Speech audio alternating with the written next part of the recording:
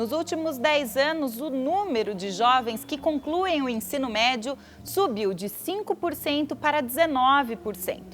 Porém, 1,3 milhões de jovens entre 15 e 17 anos abandonam os estudos. O assunto hoje é muito sério. Nós vamos falar de educação.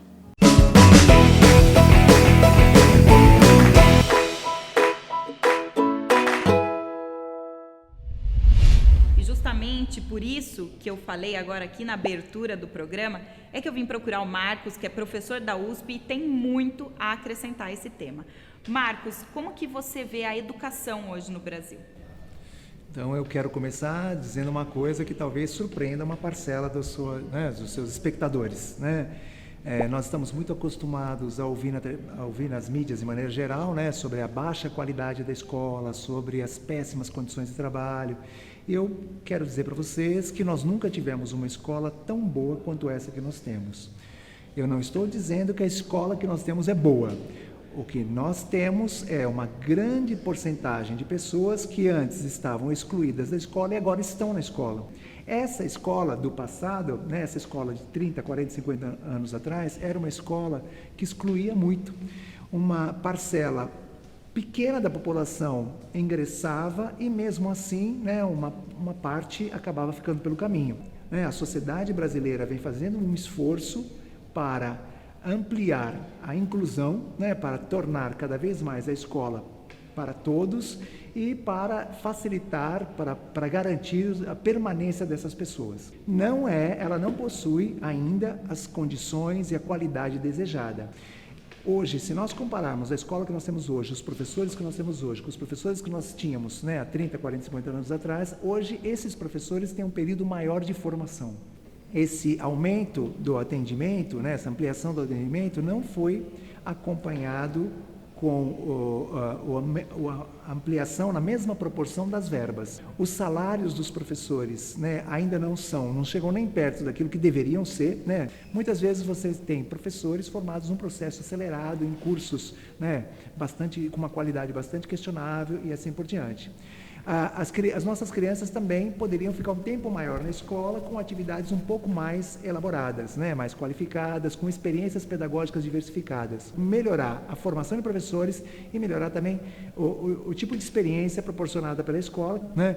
Ou seja, isso só vai ser alcançado se nós, né, mudarmos um pouquinho o modo como nós temos visto a escola, o professor, né, e a experiência da pessoa passando pela escola, né? Ou seja, se não houver um investimento social, não só do ponto de vista financeiro, né, mas um investimento social nessa experiência, ou seja, se as famílias, as nossas várias lideranças, né, quer seja na esfera federal, estadual, municipal, não olharem para a escola de outra maneira, a gente também não vai alcançar essa qualidade desejada. Em relação à qualidade, né, porque a gente vê ainda inúmeros casos de crianças com 9, 10 anos de idade que continuam passando de ano através de uma progressão continuada, às vezes sem saber ler e escrever. Como reverter essa situação? O que será que nós não fizemos com essas crianças que impossibilitou que elas adquirissem, né, o domínio básico no funcionamento da língua, né? Será que a quantidade de crianças é a quantidade de crianças apropriada? Será que as condições de permanência dessas crianças, ou seja, como que elas se deslocam até a escola, como que elas voltam para casa, como que essas crianças são pela escola, né, são assessoradas pela escola? Todas aquelas crianças com deficiência que frequentam a escola, será que o professor, a professora são apoiados, são formados? Ou o professor está fechado na sala dele, né, a professora fechada na sala dela e tendo que resolver aqueles problemas, dar conta de tudo, e problemas que muitas vezes transcendem a sala de aula e que acabam esbarrando na sala de aula. Então é isso que a gente precisa considerar, né, porque se a gente só olhar para os índices de alfabetização, você vai falar assim, nossa, parece que a escola, né, não é tão boa quanto era antigamente. Agora, se a gente pensar que agora nós temos a oportunidade, né, de colocar lado a lado uma criança com deficiência, uma criança que não tem essas deficiências tão visíveis, e elas estão experimentando juntas a experiência pedagógica, puxa, o quanto uma está aprendendo com a outra, quanto uma... E é claro, se você tem essa condição, talvez essa criança não domine, né, a linguagem escrita do jeito que a gente pensava, né, que antigamente a gente dominava, né, porque é sempre bom relativizar, Lia, porque o processo de avaliação do sistema, avaliação do sistema também ele é novo, né? Ele se instaura no Brasil na década de 90, então a gente não tem índices muito fidedignos para fazer comparações, né? Então as pessoas ficam às vezes se remetendo, achando que talvez todo mundo se alfabetizasse. Ora, aí aqueles que não continuavam, como é que ficaram? Né? Então, muitas vezes, a inserção que essa escola tem que dar conta, a inserção dessa criança, ela é muito grande. Por isso, né, eu insisti tanto na importância de uma escola que possua condições para isso. É muito importante que a experiência escolar garanta às crianças a oportunidade de conhecer um museu, de conhecer uma biblioteca municipal, de frequentar uma atividade artística, né, experiências estéticas que são importantes, e às vezes aquela secretaria municipal ou aquela secretaria estadual não proporciona aquele ônibus para levar as crianças. É aí que eu ia chegar. A gente sabe que a realidade da verba destinada para a educação ainda é muito pequena e o professor, os diretores das escolas municipais e estaduais têm que ficar colocando ali na planilhinha quantas vezes saiu com o ônibus. Primeiro, né, a carência de recursos, porque embora a educação tenha uma rubrica específica, né, do montante de arrecadação do município, do estado, da federação, muito do que é arrecadado aparece que é investido em educação e acaba um monte, às vezes construção, às vezes policiamento, às vezes uma série de elementos. Além disso, muitas vezes a comunidade, né, às vezes até dentro mesmo da escola, eles olham para aquela atividade como uma atividade menos importante, porque há uma ideia de que a escola deve ser professor, aluno, livro, caderno e caneta, né? Ou seja, a escola precisa investir numa boa sala de informática, né? Para que as crianças possam. É importante que as escolas também tenham um laboratório, é importante que as escolas tenham um bom espaço para as práticas corporais. Marcos, vamos interromper um pouquinho, porque esse assunto ainda tem muito pano para manga. Então, a gente continua com o Marcos no próximo bloco. Sua empresa deseja uma solução direta e precisa para alcançar um público seleto e exigente? Então conheça os jornais da Editora Luxor, presentes nos 61 condomínios mais requintados de Piracicaba. Editora Luxor, jornais exclusivos e conteúdo de alto padrão, falando direto com o seu público-alvo. Acesse www.editoraluxor.com.br.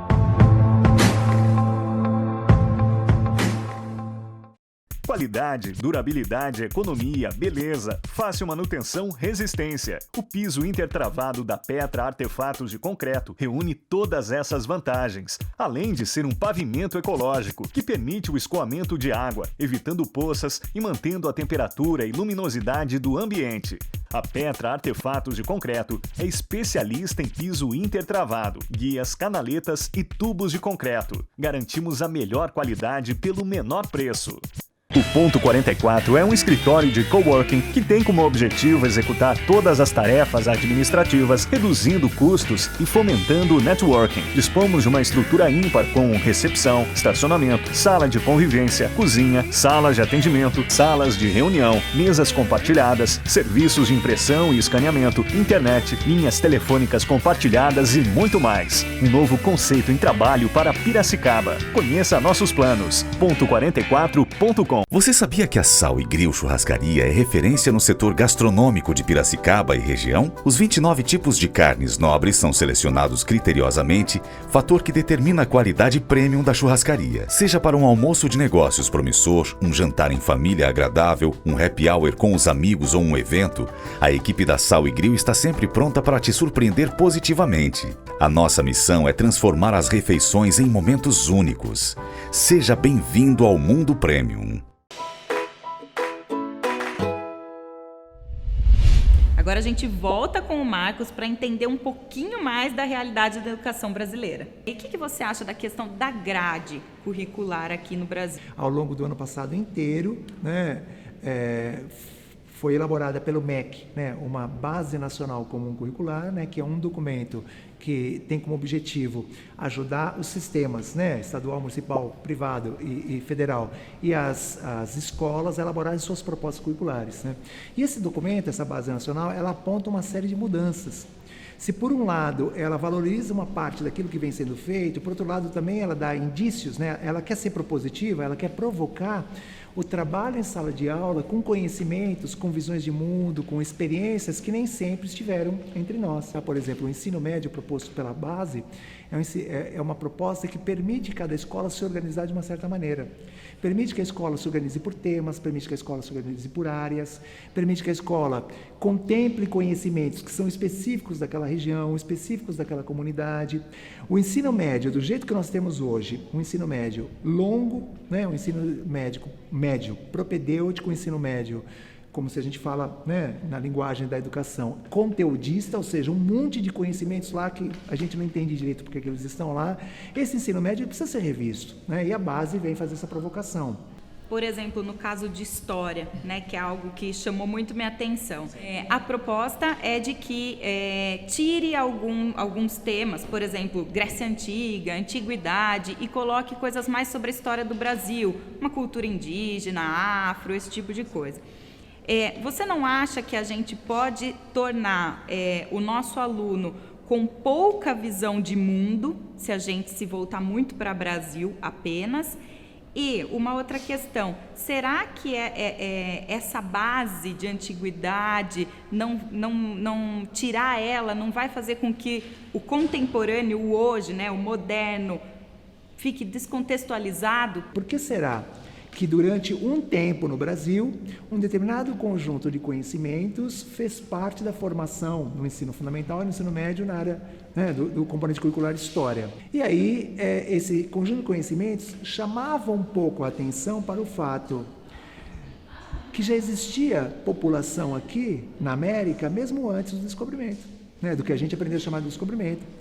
E que as pessoas que aqui estavam, que as pessoas que estavam na África e as pessoas que estavam na Oceania também produziam conhecimentos, saberes, também eram, entre aspas, povos civilizados, né? Ou seja, essa primeira versão do documento, ela inclinava para o outro lado, ela mostrava que também havia, né, outras visões de mundo e que mesmo a divisão do Brasil, que nós temos uma visão do Sudeste, né, nós que moramos aqui principalmente, né, o Brasil também tem um outro Brasil que a gente não conhecia, né? E a segunda versão, né, aí depois ela vai sair agora em abril, né? Se vocês olham lá a segunda versão, ela já, né, dialoga mais com essa outra concepção de história. Ela dialoga, ela não abriu totalmente, né? Mas ela dialoga mais com essa outra concepção de história que nós tivemos. Acho que tem algumas disciplinas, né, algumas áreas de conhecimento que ficam muito abertas à interpretação, né, ao que determinados grupos de estudo têm interesse, como você falou, que esteja sendo estudado. Porque, por exemplo, a questão da biologia, né, é uma questão evolutiva, né? Então, hoje se conhece muito mais de tecnologia do gene, de genética e tudo mais, então por isso foi incluído. Agora, uma história, a arte, né, eu tenho muito medo que em algum momento falem não tem que ter mais estudo de arte, porque nem Ministério da Cultura a gente tem, então, né? Ótimo.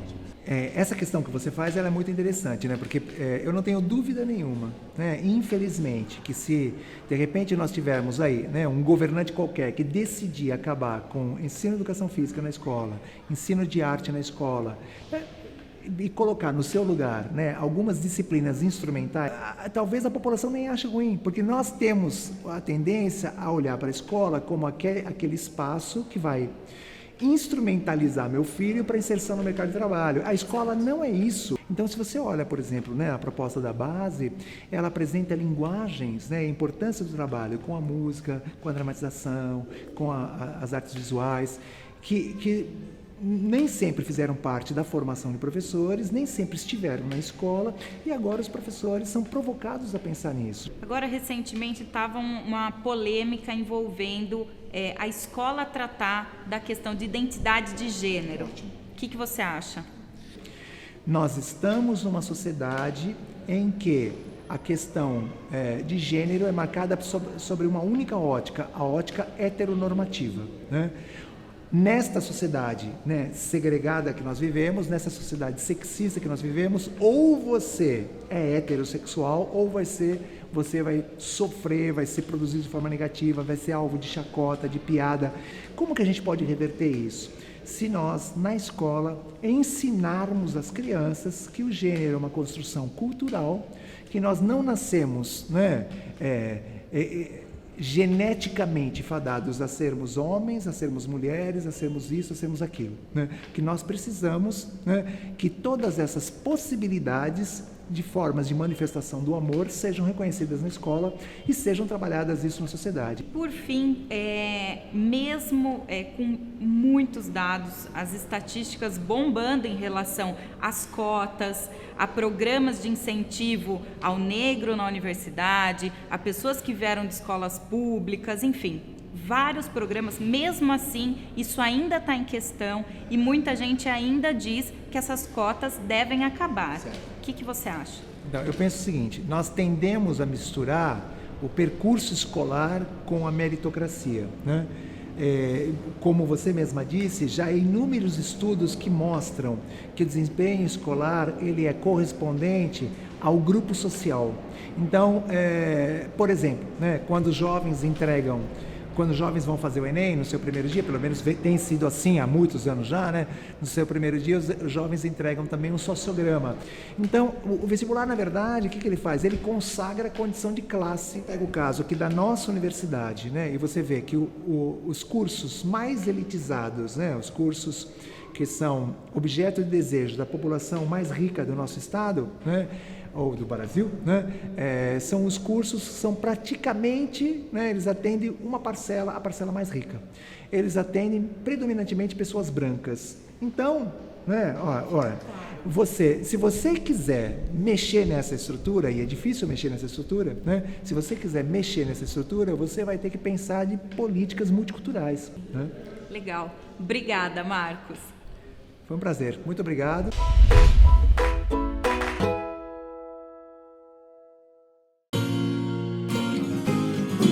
A minha casa... A minha casa.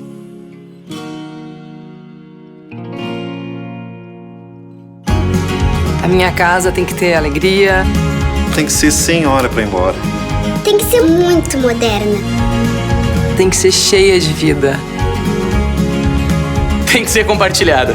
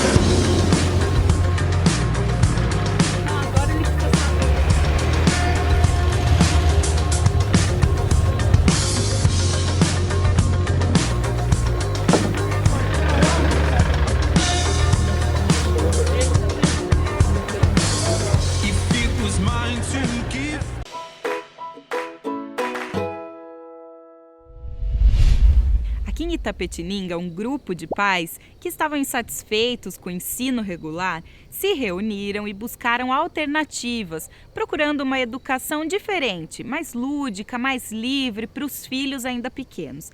E encontraram o método Waldorf. E depois encontraram a Norma, que se inseriu, né, nesse contexto e agora estão com essa escola. Norma, conta para mim como funciona o método Waldorf. Então, ele funciona respeitando o desenvolvimento da criança. Então, desde do bebezinho, a gente tem toda uma metodologia onde orienta que o bebê consiga suas próprias posições, né? Que ele vai conquistando sozinho, isso vai dando autonomia para a criança, e isso se repete também durante aqui a educação. Então, todas as atividades, elas são desenvolvidas de acordo com o que a criança pode oferecer, e não acelerando. E no caso de uma criança já com 3, 4 anos de idade, que basicamente as atividades são brincadeiras, né? É uma brincadeira dirigida, que tem uma expectativa, que tem um direcionamento ou não? A gente tem as brincadeiras livres, que são dentro da sala e fora, né? Dentro da sala com brinquedos naturais, com coisas feitas de tricô, de madeira, com sementes, né? Coisas da natureza. Mas também tem algumas dirigidas. Então, a partir dos 3 anos, eles já começam a fazer aquarela. E tem o desenho também que todos fazem, até os de 2 anos eles têm essa oportunidade de fazer. A partir dos 3 tem a aquarela, a partir dos 4 anos já começa os trabalhos manuais, que a gente tem os tricô de dedo, tem para fazer pompom, então tem algumas atividades manuais. E tem também o dia do pão, tem o dia da horta, onde eles também têm uma pessoa que vem para ensinar a trabalhar na terra, a plantar, a cuidar das plantinhas, tudo, e colher, eles também gostam muito. E temos um dia que vem uma professora de música, que também trabalha a parte com instrumentos, né? E no caso da alfabetização? A alfabetização ela só se dá a partir do 1º ano, com 7 anos. No ano que faz 7. A pedagogia Waldorf já conseguiu, por lei, o direito de só iniciar com 7 anos. E como é que funciona? Como saber se essa criança está preparada, né, para ser alfabetizada? Então, ela tem que ter domínio do seu corpo. Né? Ela já tem que saber se vestir, se limpar, se pentear, colocar sapato, amarrar. Então são pequenos detalhes que a gente não valoriza, né? Que hoje em dia a criança é ensinada a escrever tudo antes de saber tudo isso, e que é importante. Isso dá autonomia para a criança. Ela chega no 1º ano, ela já sabe como ficar numa sala de aula, porque ela já sabe tomar conta dela mesma. Sem contar assim também a parte do equilíbrio, que a gente trabalhou muito nas brincadeiras, pulando corda, andando de perna de pau. Em relação às avaliações, né? É feita a avaliação, é esperado um desempenho específico para cada idade, provas, esse tipo de coisa? A partir do 1º a gente tem, claro, toda essa expectativa, mas como a professora ela fica do 1º ao 5º ano, essa criança ela não é reprovada, mesmo que ela não tenha atingido tudo que seria, né, o esperado. Mas essa professora, no outro ano, ela sabe de onde começar. Se ela sente uma defasagem muito grande, vê que realmente é uma dificuldade que essa criança tem, que está prejudicando, aí ela vai oferecer outras alternativas que podem ser feitas no horário contrário, ou de um reforço, ou de um especialista, né, que vai ajudar essa criança. E o método Waldorf, ele vai até o 3º colegial, né, até o fim do ensino regular. Você acha que uma criança que durante todo o período, né, durante toda a vida dela, ela foi alfabetizada e frequentou uma escola Waldorf, ela depois consegue acompanhar, passar num vestibular, enfim, porque eu acho que essa é a maior preocupação, né, porque o método é encantador. E aí surgem essas dúvidas, né? É porque assim, as pessoas acham que só porque você trabalha respeitando o desenvolvimento de cada um, você vai deixar de dar conteúdo. Não, todos os conteúdos que é exigido pelo MEC é dado na pedagogia Waldorf, todos.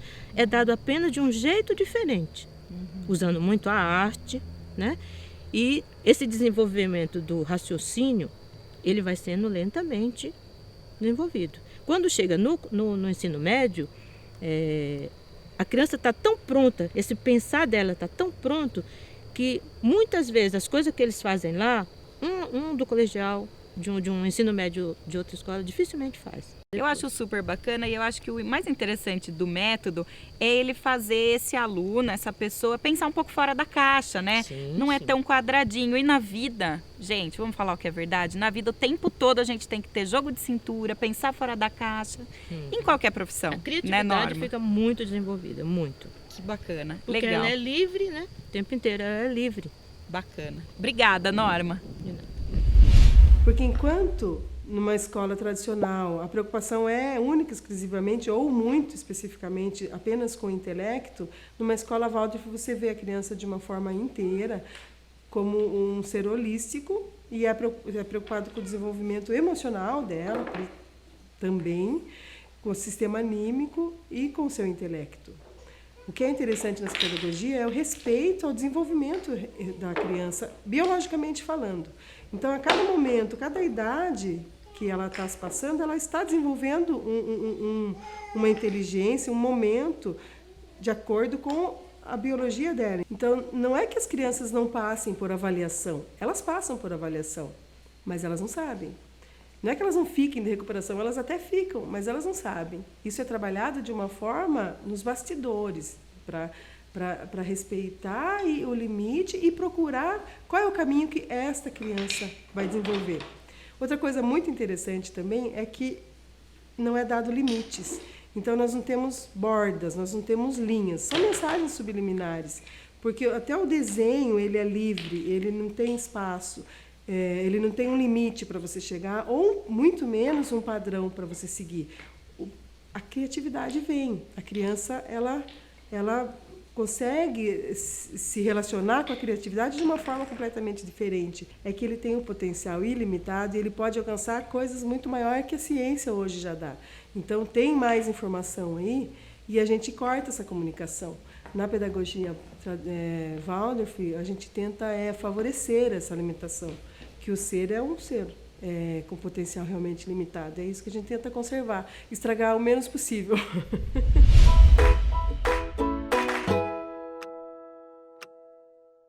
A visão que nós temos hoje dos alunos que chegam até a faculdade IES, em especial aqui em Itapetininga, onde eu trabalho, é justamente na busca de um aprimoramento, de um aperfeiçoamento.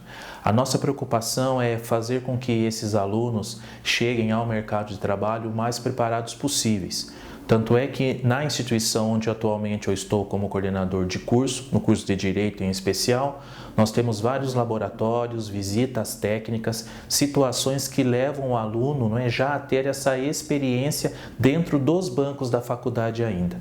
Sobre algumas situações, alguns diferenciais que uma faculdade, uma instituição de curso superior deve ter, penso eu que em relação a uma biblioteca muito atualizada, a melhor qualificação possível do seu quadro de docentes, para que eles possam trazer essa experiência não só teórica, mas prática também, e principalmente, quanto mais atividades práticas o estágio supervisionado esses alunos tiverem, é imprescindível. O diferencial de uma faculdade, o diferencial de uma instituição de ensino superior é de fato oferecer toda essa condição ao aluno, não mais apenas aulas teóricas em sala de aula, mas também que eles possam sair para poder logicamente vivenciar o que os espera no futuro.